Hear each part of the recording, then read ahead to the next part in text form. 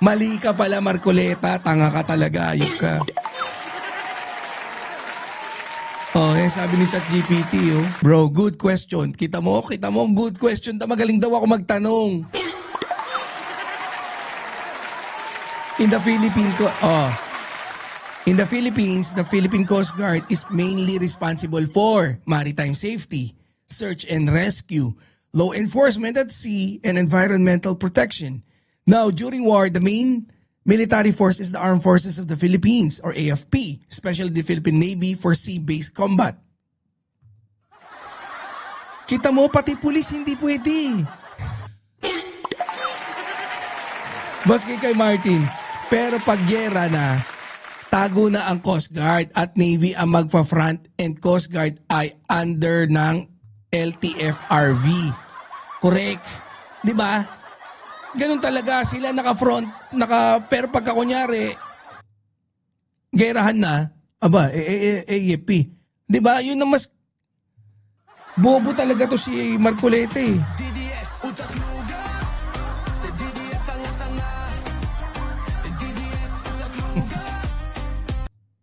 Oh. If it's military attack, usually the AFP and Navy responds first. If it's maritime incident, disaster, or law enforcement issue, Coast Guard may be first one on the scene. Hindi paggera. Paggera, tumabi. So the real answer, not automatically. It depends on whether it's a military war scenario or a maritime security incident. Oh, bobo ka talaga. So, ibig sabihin niya, pag sinabi namin bobo ka, Marcoleta, bobo ka. Wala, bobo ka namang din kasi talaga. Wala ka. Tae-tae ang pungal. Wait lang. Sino ba yung mga ano natin? Asa na ano natin? Pakinggan natin itong gagawin. For something that is not even within our EEZ. Ang gawin natin po para madali, i-give up natin yung KIG. Then, para madali? Nagmamadali ka pa? May lakad ka? I-give up na kagad natin? Tiyang yan, si Panotang Pucha, walang second thought eh, no? Pagkaisip niya, gusto na ipamigay na kagad. Hayop na yan. Mako-coordinate na natin lahat. But until and unless, nandun yung KIG, wala nga po nasa labas po ng ating exclusive economic zone. Paano po malalagay sa entire West Philippine Sea?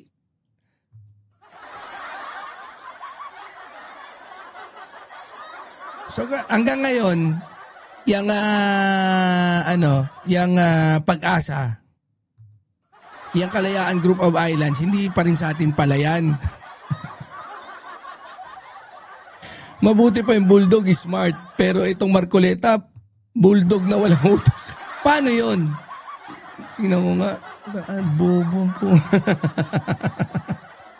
Walang iya ka talaga. Titingnan nyo, itong Palawan, nakahiwala ito dun sa Occidental Mindoro. Malayo pa pala itong Palawan sa Occidental Mindoro. 286 miles.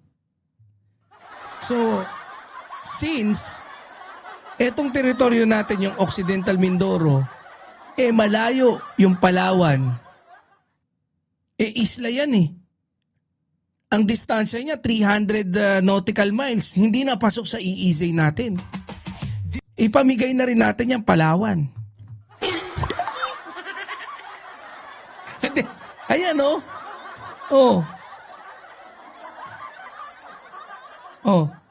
Tingnan niyo yung distansya na nga lang ng Malaysia papunta dun sa dulo ng ng Palawan eh. Halos kadikit. Mas malayo. Ito, yung distansya ng Occidental Mindoro papunta ng Palawan, malayo na. Paano to? Ipamigay na natin to. Etong Palawan. Kasi hindi natin magagawa niya ng eh. Hindi natin magagawa ng plano, ng mapa yan.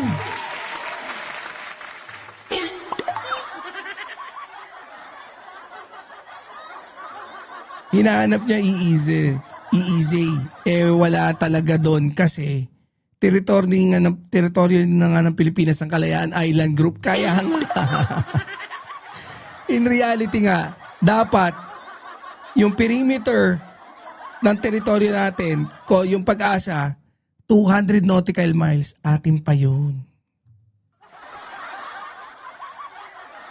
Kung susundin yung ano ng UNCLOS. Kaya lang, mas pinipili mong ipamigay. Bobo. Pwede na ako matulog. Nakita ko na si...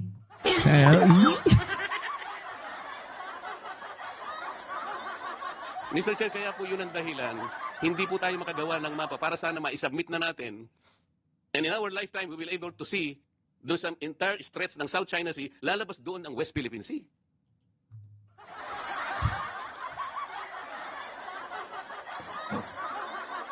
Brad, kung yung 200 nautical miles ay atin at tawagin natin yung West Philippine Sea, wala ka nang pakialam doon, pakyo ka na roon. Kagaya ng dati ko bang sinasabi, parang yung pagkapanot niya, ang nag-give up na siya. May pelikula.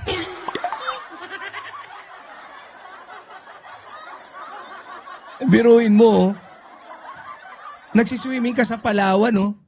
Di ba? Ayan, dalampasigan lang eh. Eh yun na yun, puta yung 9-dash line, tinawa, 9-dash line, China, 10-dash line.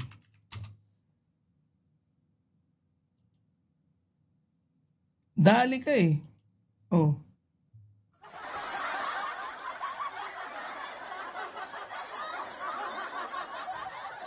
Asan yung 9-dash line? Antindi talaga ng 9-dash line. Sinagad nila eh.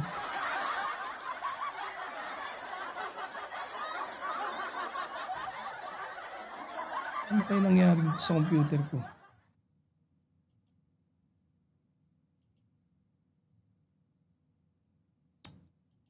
Wala makuhang magandang image ng ano.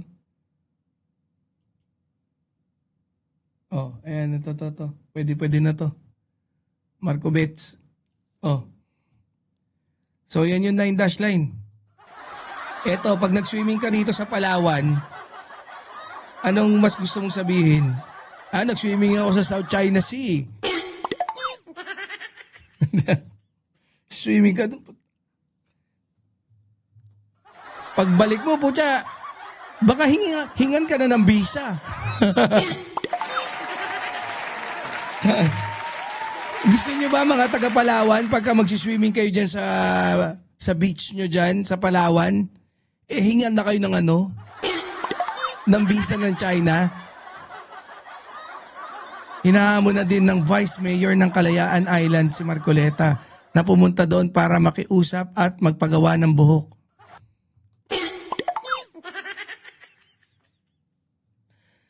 $400 plus na nakatira doon. Kaya nga no? Ano rin ano ba yung napanood ko? Wala masyadong teacher. Kapos sila ng teacher doon. Ba't si Tino, hindi ka pumunta ron?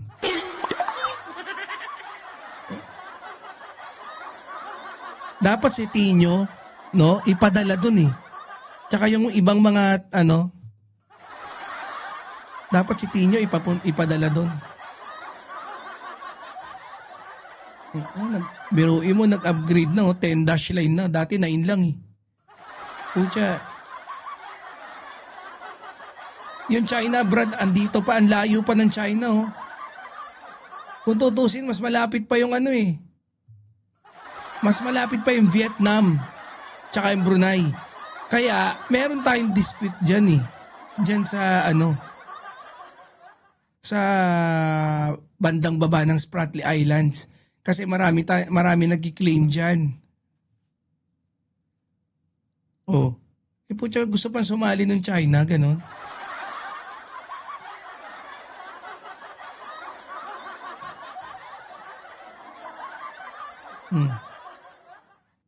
Yung sa Scarborough Shoal, wala na tayong dispute doon. Kasi yun na nga yung napanalo na natin sa UNCLOS eh. Yan to si Marcoleta, tanga rin talaga eh. Boss Nonito, Tingnan po ninyo yung mapa ng mundo ngayon, Kapitan. Ang nakalagay South China Sea. Hindi ibig sabihin, sa China lahat yon. But in the entire expanse of that body of water, nandun yung EEZ ng Vietnam, EEZ ng China, EEZ ng Malaysia, EEZ ng ating bansa. Nandun sa South China Sea. Pero tayo, gago talaga to, no? Meron ba silang ano? Meron ba silang BRP Sierra Madre? Yung Vietnam? Na kung saan hinaharang sila mag-supply? Meron ba silang incident na kung saan sinagasaan yung barko nila? Bobo talaga to. Mama Ricar Becker, shoutout. Matagal lang tanga. Matagal naman tanga to. Galit na galit si Marpeluca sa mga Pinoy kasi layo ng mukha niya sa mukha nating mga Pinoy. Oo nga eh.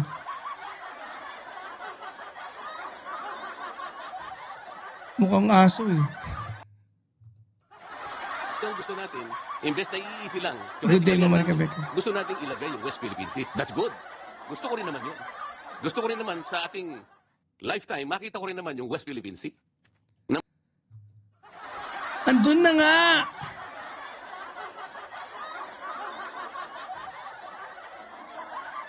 Ma-drawing doon.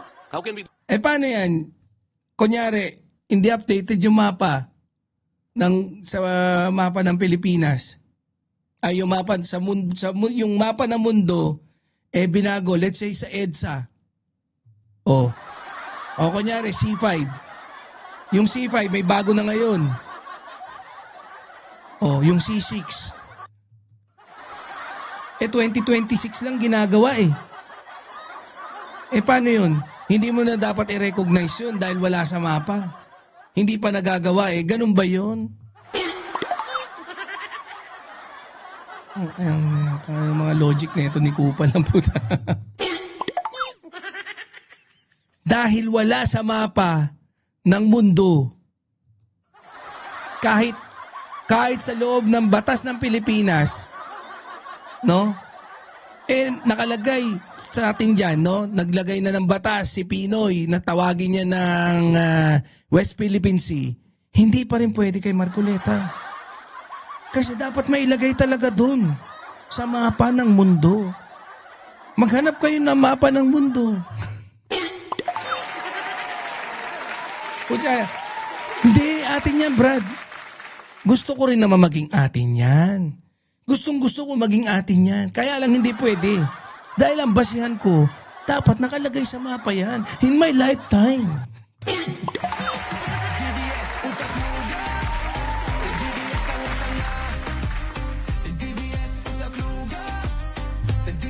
Ay, man. do that? There are procedures and steps to do that. Gagawa nga tayo ng mapa eh. Pwedeng hindi na muna gumawa.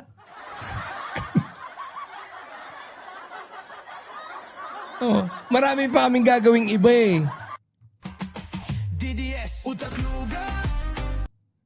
Paano ka gagawa ng mapa? I-include mo yung kay... May mapa na nga! Ano ba? Gusto mo lang i-update o gusto mo gumawa ng bagong mapa? Pucha, gusto niya raw coordinates eh. Ma'am Yolanda Yamada. Pucha. Palagyan mo ng coordinates yung mapa mo. Ay, yung bahay mo, yung bahay nyo. Yung bahay nyo. Kunyari yung bahay nyo ha. Ay, hindi pala, yung barangay.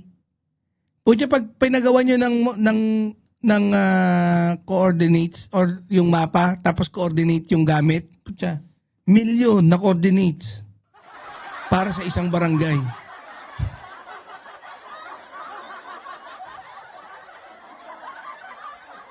O sige.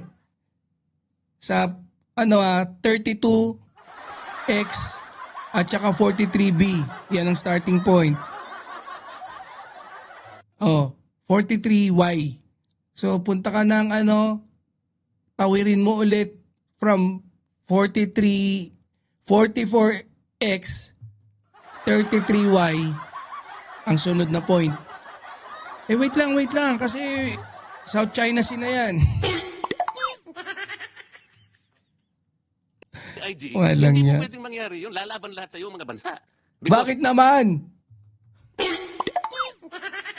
Kinakamkam ba nila yung Pag-asa? Meron pa bang dispute sa Pag-asa? Meron tayong ibang Meron tayong may ibang nagki-claim, ibang bansa, puwera sa China. Ang alam ko hindi nga kiniklaim ng China yan na hindi pinanggigigilan ng China na i-claim.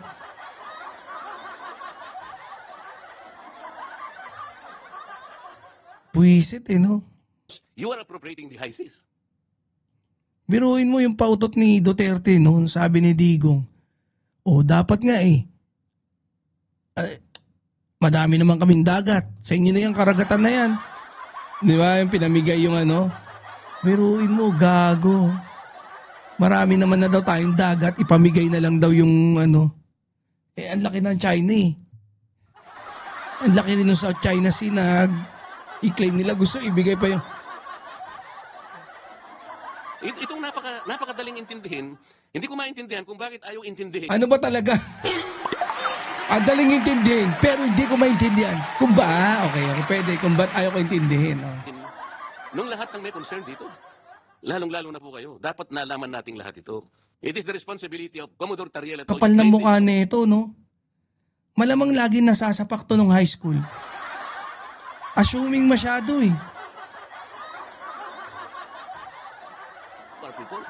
Meron pong lagyan niya ng coordinates ng kalbo niya. diferensya. Hindi po pupunti yung diferensya, Kapitan. Why? The distances are fixed. We cannot move in all these features into the EEZ. Sana mailipat sana natin. Sigurado ka ba? Baka patunayan ka sa'yo na the distance are not fixed.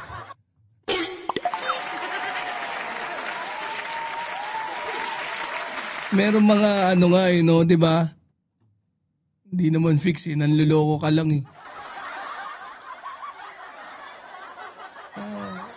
Meron pang continental reef sa baba meron pang pagka low tide, high tide baka mamaya magulat ka, nagbabago pala. Paano? Sigurado ka na dyan? Sigurado ka dyan? Gago po. Wala sa hulog Mahirap maglagay ng coordinates. Parang buhok lang yan. Millions of holes. Correct. Ang Diyos lang makakagawa nun. Paano mo ililipat yung mga features na yun para ilagay dito sa lahat ng EEZ natin? We cannot do that. Pagkatapos pag meron nagsasabi, ano na pinagsasabi nito? ng ganito, Kapitan, si Marcoleta pro-China, hindi po. Ano? I have been always for this country. And I will always be. Pero hindi natin po pwede pagtalunan lang natin salitaan, megaphone diplomacy. Kaya tanong ko po sa inyo kanina, what economic benefits can we gain from this? What strategic motive can we gain from this? May mga na-discover na tayo sa sa Malapaya. Diba? At yun, secured ng sinisecure. Di ba ng US para sa atin. Sa atin lang talaga yun. The more na mas maging free tayo na mag-explore dyan, na hindi tayo babardagulin pagka nag-explore tayo, mas magiging tayo, komportable tayo magbungkal dyan. No? Ungkatin, i-explore yung ating EEZ. Anong klaseng katanungan yan? Yung likas na yaman, dyan sa ating nasasakupan, kingin na, bobo. $1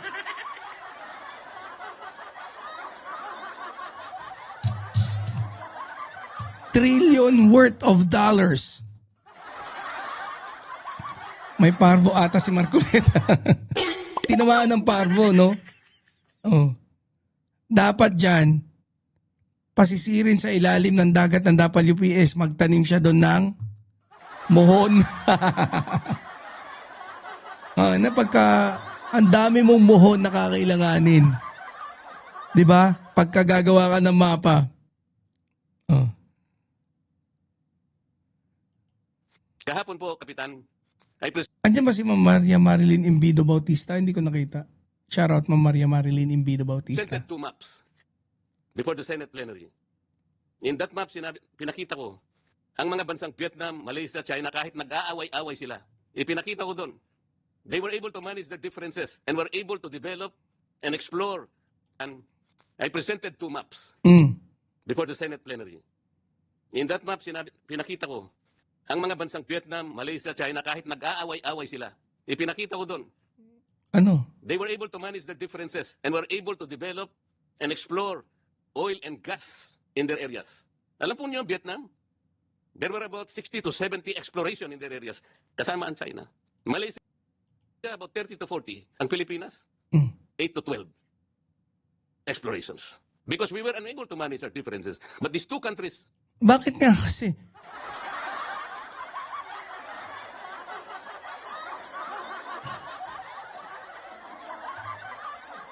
Eto guys. Kung gusto ng Vietnam makipag-collab sa China, wala tayong paki.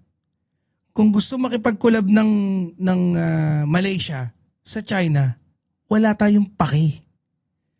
Kung ayaw natin makipag-collab sa China, King Ina, Marcoleta, wala kang paki. Dapat, yung China, wala rin paki. Kung gusto natin makipag-collab, pagdating sa pag-e-explore dyan, with US, walang may paki. Tayo lang. Kung gusto nating solo lang na mag-explore dyan, walang bansa na may paki. Gago no? Guys, para meron tayong clear image. Ako ba papakita to? Para lang meron tayong clear na image kung saan ba't kasi wala naman akong ng South China Sea naman? Ayan Oh. Guys, makikita ba yung cursor ko? Ayan Ito yung China. Andyan yung Hong Kong. Ito yung Taiwan.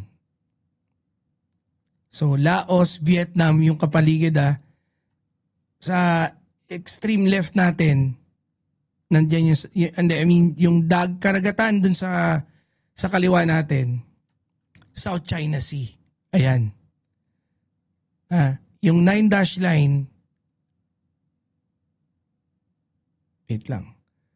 Philippines, eto yung natin yan yung EEZ dapat natin. Yung light green. Yung sa Vietnam, asan yung Vietnam? Ito yung Vietnam laki pa nga ng sakop ng Vietnam na ganun Pero okay lang yan. So nag-intersect siya, banda rito na sa andito yung Spratlys So dyan tayo nagkaroon ng intersection, so may dispute. Tapos, yung Malaysia, yung Brunei, meron din silang konting dispute dun sa line ng ating nasasakupan. Yes, sila yung purple na line. Tapos, yung South China, yung sa China, ito yung 9-dash line. So, sinakop tayo yung Palawan, kanila, yung beach, banda dun sa, nasa loob nila yung Pag-asa Island. Brad, so, Malaysia, kamusta naman yung kasunduan? Alam nyo, minsan ganyan magsinungaling yung ibang tao Magsasabi ng may konting katotohanan yung puhunan. Ano yung fact doon? Most probably, baka nga nagkaroon ng kasunduan or nag-collab yung China at saka Malaysia para mag-explore ng langis dyan sa teritoryo mismo ng Malaysia. Pero ang possibility, isang possible scenario na kaya napapayag yung Malaysia kahit malayo yung China is one of his baka 70-20 ang hatian. 'Di ba? 70-20 o let's say 60-40. Kung ang hatian 60-40 pero lahat ng gastos, lahat ng mamumuhunan is China, kukubra lang yung Malaysia ng pwede na rin. 'Di ba? Hindi mo kami madedenggoy dito. Ilapag mo kung ano yung hindi yung kulang-kulang na detalye. Ma'am Arda yan ng Siresa for shoutout.